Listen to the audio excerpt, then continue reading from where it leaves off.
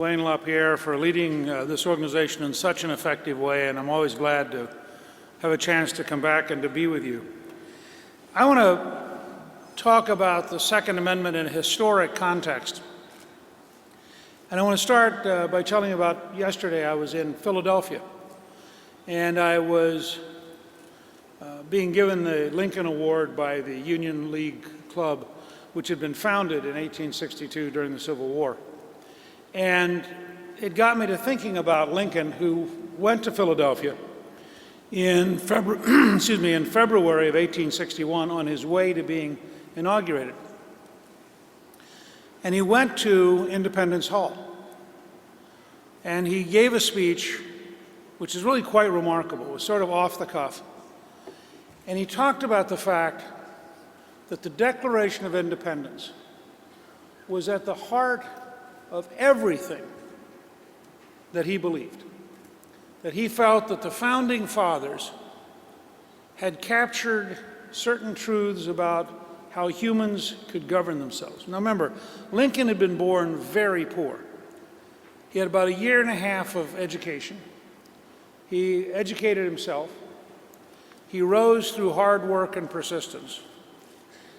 And he lived at a time when virtually every government in the world was either a monarchy or a dictator or an emperor. And he really cherished the idea that everyday normal people could lead a full life, could be ambitious, and could end up being President of the United States or the head of a company. That their property was theirs, not the politicians to steal. That they lived under the rule of law, not under the rule of bureaucrats. And he saw the Declaration of Independence as the centerpiece.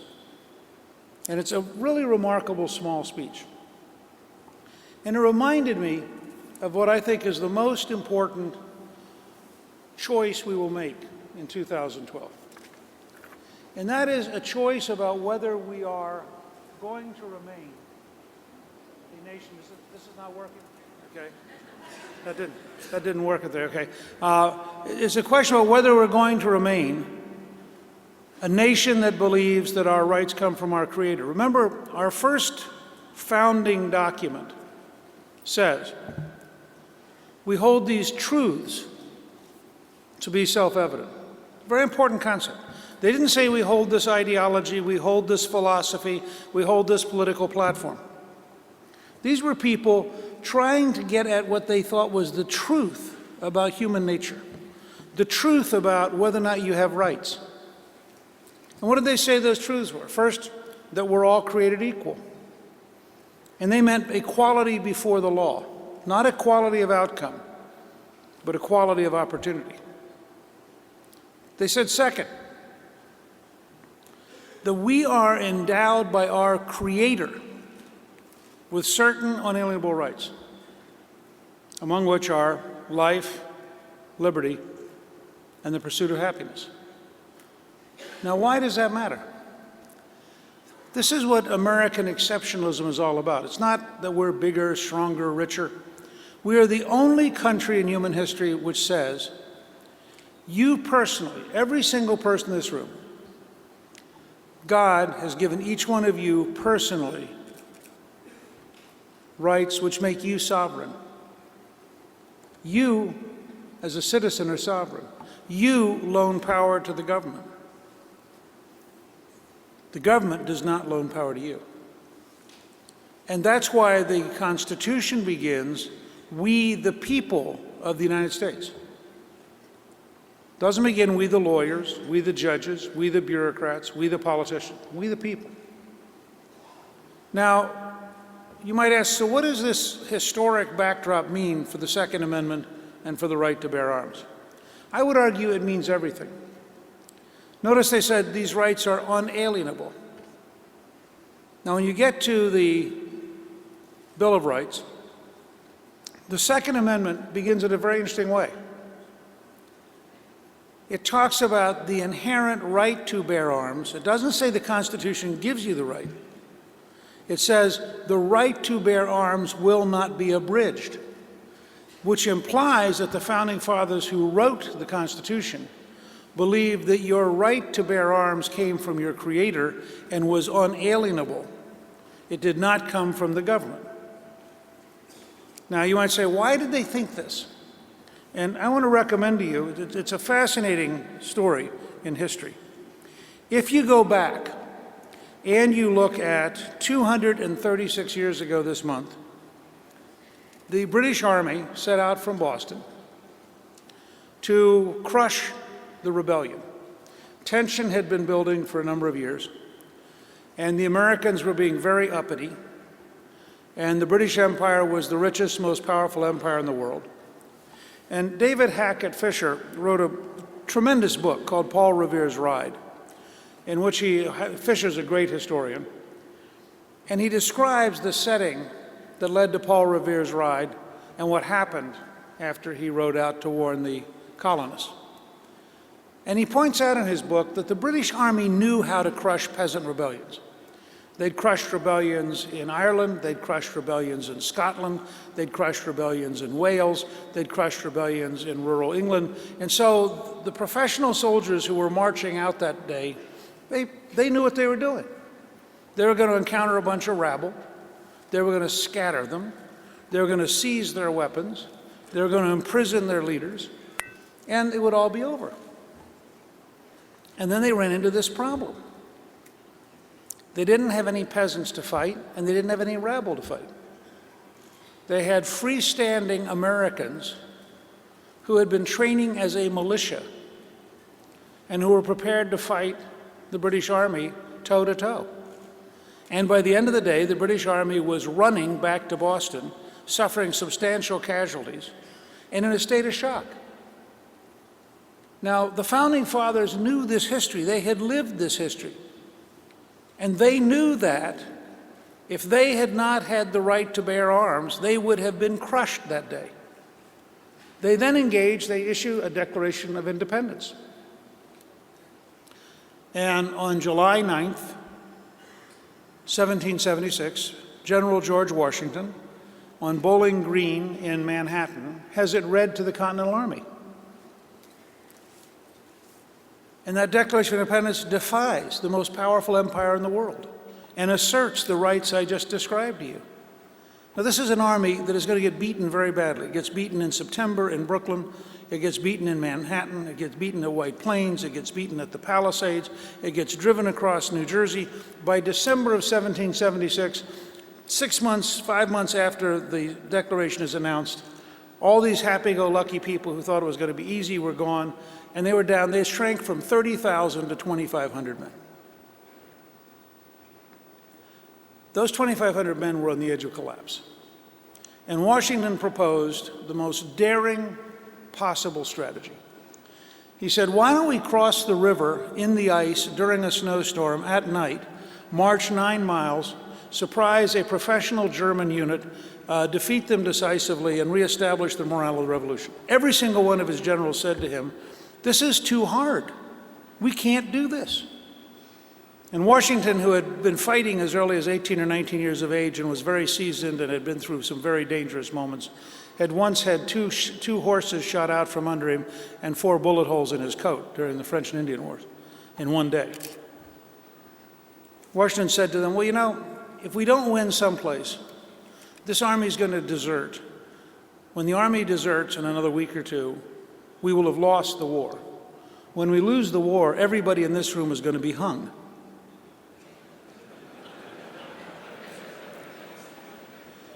So we have nothing to lose.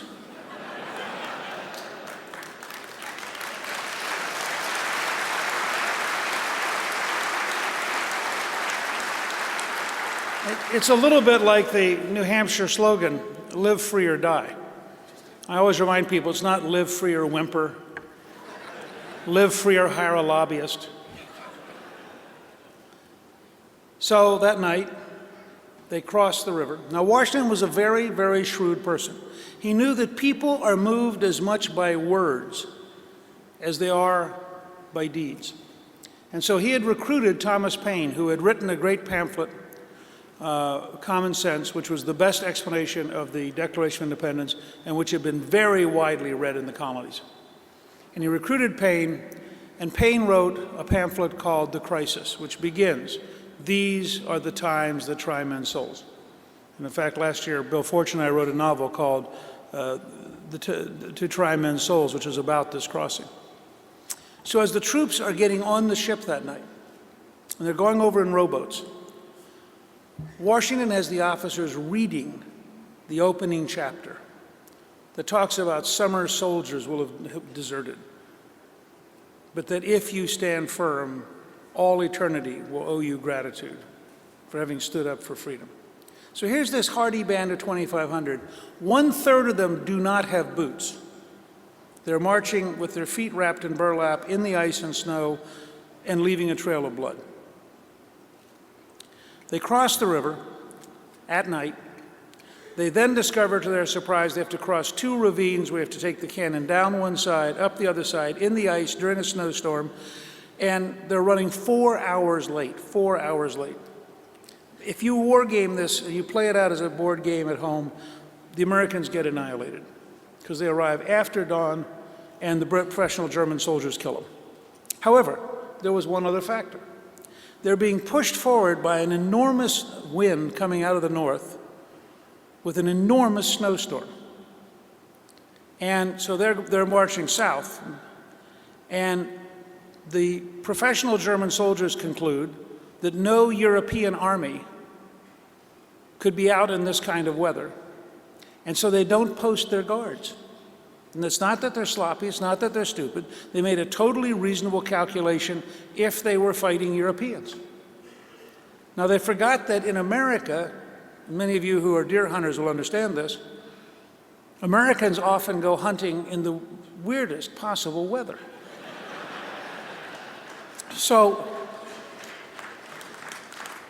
for all these American soldiers, this was kind of like normal. It was cold, it was miserable, but it was normal. They surprise the Germans. At the cost of 1 American, they capture 800 professional soldiers.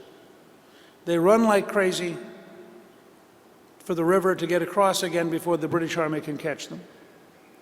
They've won a great victory. Within 2 weeks, 15,000 volunteers show up. Washington takes the new forces, drives the British out of northern New Jersey, and the Revolutionary War has been saved. Now, it doesn't end. Washington is in the field. I want you to remember this when you're campaigning next year and you get tired and you start saying, oh, gee, this is too hard. Washington was in the field for 8 years. He spent 1 week at Mount Vernon in 8 years. That was the price of the freedom you have. That night, because they really were down to the end, the password that night was victory or death, and they meant it. Now, these are the people who wrote in the right to bear arms. And I just want to say, and I don't want to offend anybody here who's a hunter, the right to bear arms is not about hunting. It's not about target practice.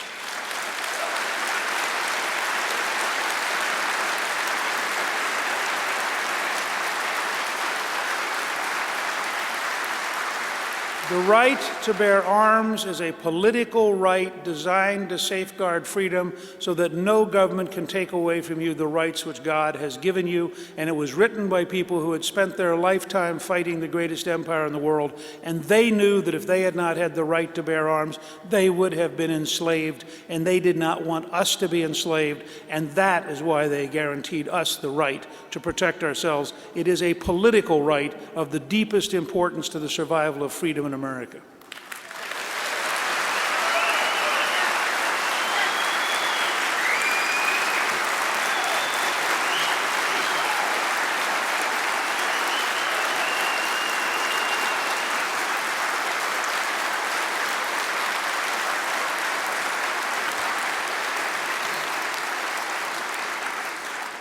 Callista and I believe in the importance of American exceptionalism so much that this evening in Washington we're premiering a new movie, A City Upon a Hill, which shows how American exceptionalism came to be.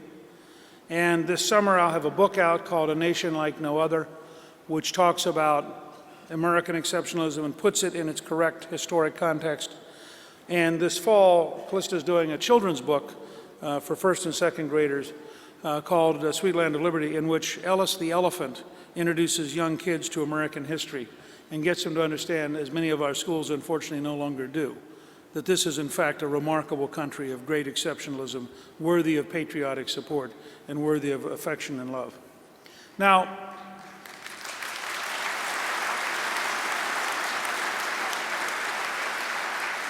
let me tell you the good news and the bad news. The good news is the National Rifle Association, all of you members, all of your friends have done such a great job that virtually no left-wing politician is left who believes they can pass legislation that significantly will weaken the right to bear arms. That's the good news.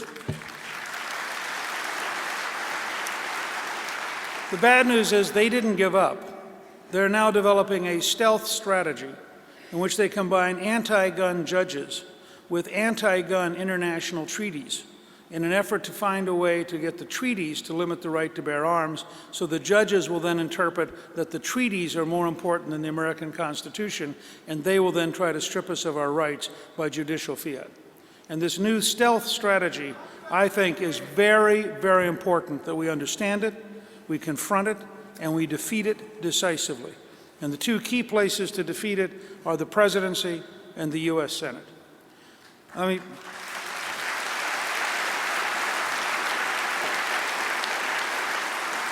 You know, on a worldwide basis, you understand why the right to bear arms has no great popularity. If you were Castro, Chavez, Ahmadinejad, Kim Jong-il, would you feel comfortable if your people had the right to bear arms? So when you look at all the dictatorships in the UN who are cheerfully willing to strip us of our rights, you have to be especially militant about making sure you have an American president who insists on our rights without regard to world opinion.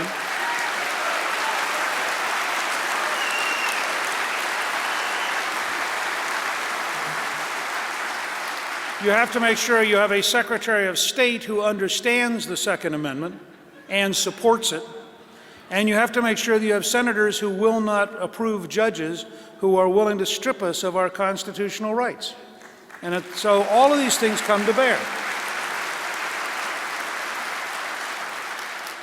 Now, let me say about foreign policy for just 1 second. I believe we should have one.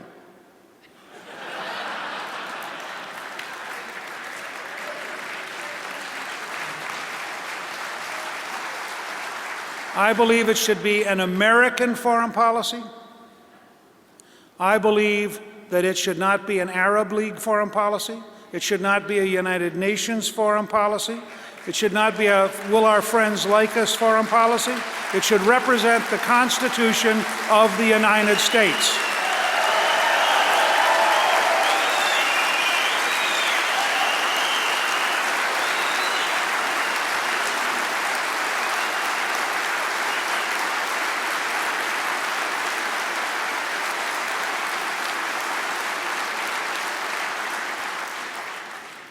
In its efforts to help get anti-gun international treaties, in its efforts to appoint anti-gun judges, in its efforts to avoid prosecuting gun criminals but taking away the rights of innocent citizens, in its total mismanagement of the sting efforts into Mexico, in every possible way, the Obama administration is the most consistently anti-gun and anti-Second Amendment administration we have ever seen. And we need to understand that going into this. Now, I want to point out to you that there are things a president can do on the first day. This is not one of those, gee, it'll take 12 years to change things. Presidents can issue executive orders. And I want you to just imagine on the very first day, executive orders can really change the direction of government within a framework. As long as it's within the law, you can really reorganize things. So imagine on the very first day that between the inaugural address and the legislative luncheon, there was a 1-hour break. Imagine that the new president signed a series of executive orders during that 1 hour, orders which had already been posted on the internet in October before the election, orders which already existed in technically correct form written by veterans of the Reagan and Bush White Houses, orders which people already understood and supported. So I'll just give you a handful. 1 or 2 are not gun related, but you'll see why they're useful. Imagine that the very first executive order simply abolished every White House czar as of that minute.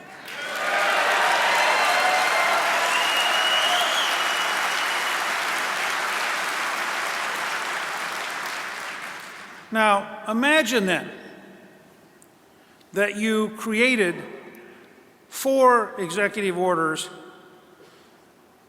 that related directly to the Second Amendment.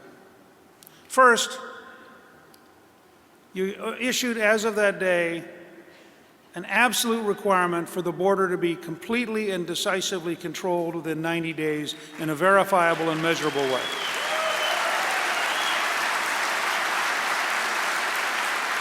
And candidly, when people tell you we don't have the resources, my answer is take half the bureaucrats in Homeland Security, move them from Washington to the border, and you'll be able to just line them up.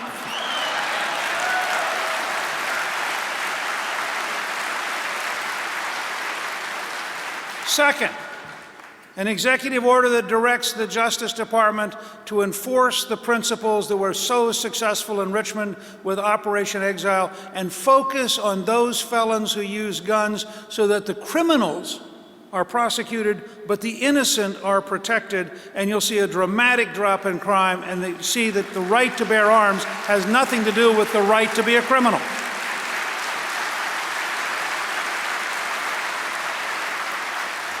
And if you compare the experience of Richmond with Operation Exile with the current catastrophe in Philadelphia, where they have a judge who is anti-gun, who refuses to enforce the gun rules, lets the criminals off, while advocating that we somehow magically get rid of guns in Philadelphia, but doesn't want to get rid of the criminals. And just look at the 2 patterns.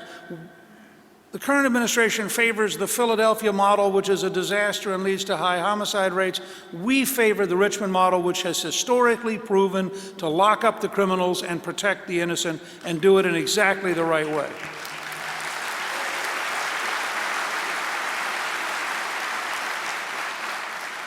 Imagine an executive order which, as of that day, instructs the State Department to actively, overtly fight against any effort to control the right to bear arms internationally, and to actively reach out in every country in the world to work with pro-Second Amendment groups to ensure that every human being on the planet understands they have the right to self-government, their rights come from God, and they have the right to protect themselves against tyranny and dictatorship.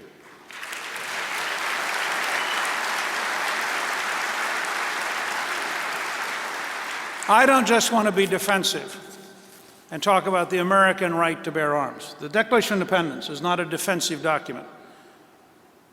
The Declaration of Independence says all are created equal. The Declaration of Independence describes truths for the planet. Now, the Founding Fathers were clear. They didn't want us running around the planet trying to impose it, but they sure went around talking about it. And they sure were willing to say to dictatorships, you know, you're a dictatorship. And they didn't kid about it. And they understood that dictatorships had no moral standing. In March 1983, when Ronald Reagan went to Florida to give his very famous speech about the Soviet Union, he said, "We must not have moral equivalency. We should not compare an evil empire to a freely elected, democratic, self-governing society with the rule of law." And people in the elites were shocked at the term evil empire. But in the Soviet Union, Natan Sharansky, who at that time was a prisoner in the Soviet Gulag, reports, and we have him in our movie on Ronald Reagan, saying, Pravda decided they had to attack Reagan for saying the words evil empire, which meant they had to report he'd said evil empire. The morning they reported it, the morale of the guards in the prison collapsed. The morale of the prisoners went up. They began tapping in Morse code so that those prisoners who were in solitary confinement could learn that Ronald Reagan had used the term evil empire. He said, just the fact that a Western leader had the courage to tell the truth raised our morale, and the guards never fully recovered. Or as Gorbachev himself said many years later, we always knew it was evil, we were just kind of surprised you didn't. Well, let me tell you, we need to have the same moral conviction of what we're talking about. We need to go around, both in our own country and around the planet, and calmly and pleasantly and cheerfully say to people, we believe in our Declaration of Independence. We believe the Founding Fathers were correct. We believe there are truths that relate to humanness. We believe that our rights do come from our Creator, and we do not believe any government can take away our rights because they are ours, and we define the government. The government does not define us, and that's what makes us Americans, and we feel sorry when other countries have weaker rules and fewer rights and worse governments and more dangerous dictatorships. We would like them to learn that there's a better way. There's a way based on rights. There's a way based on your Creator having endowed you. And part of that way is the right to bear arms so that you never have to be afraid of any dictatorship ever taking away your rights. What you are doing is historically and morally important. You should be proud of it. You should tell your friends and neighbors about it. You should help them learn a little bit of history. And when they do, you're going to find they, like you, are going to want to defend the United States of America and the rights which have made us historically unique. Thank you, good luck, and God bless you.